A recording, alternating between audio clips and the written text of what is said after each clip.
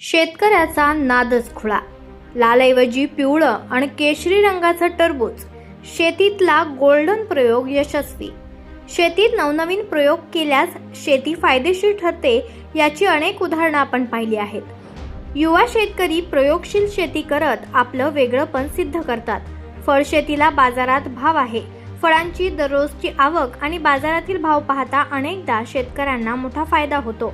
सध्या उन्हाळ्याचा हंगाम सुरू असल्यानं बाजारात द्राक्षे, टरबूज या फळांची चलती आहे.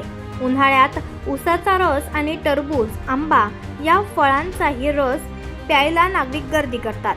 तर खाण्यासाठीही टरबूजला मोठी मागणी असते. बाजारात साधारणतः लाल रंगाचं टरबूज पाहायला मिळतं. आपणही आपल्या घरी असेच लाल रंगाचे टरबूज घेऊन येत असतो. मात्र बाजारात आता चक्क गोल्डन वॉटरमेलन म्हणजेच पिवळ्या आणि केशरी रंगाचे टरबूज दिसून येतील.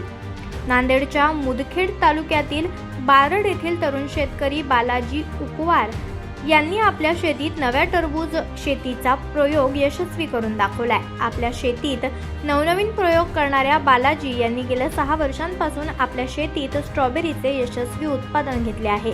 यावर्षी बालाजी यांनी आपल्या शेतीत लाल टरबूजासोबतच पिवळ्या आणि केशरी रंगाच्या टरबूजाची लागवड केली आहे.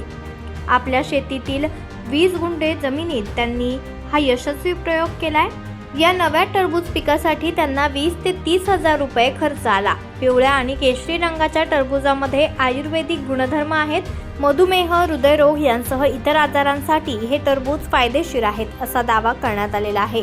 शेतीच्या बांधावरून टरबूजाची विक्री केली जाते. टरबूज लागवडीसाठी 20 ते 30 हजार रुपये खर्च आला असून 2 लाख रुपये उत्पन्न अपेक्षित आहे. 40 रुपये किलो दर या टरबूजाला मिळत आहे असे बालाजी पवार यांनी सांगितलंय.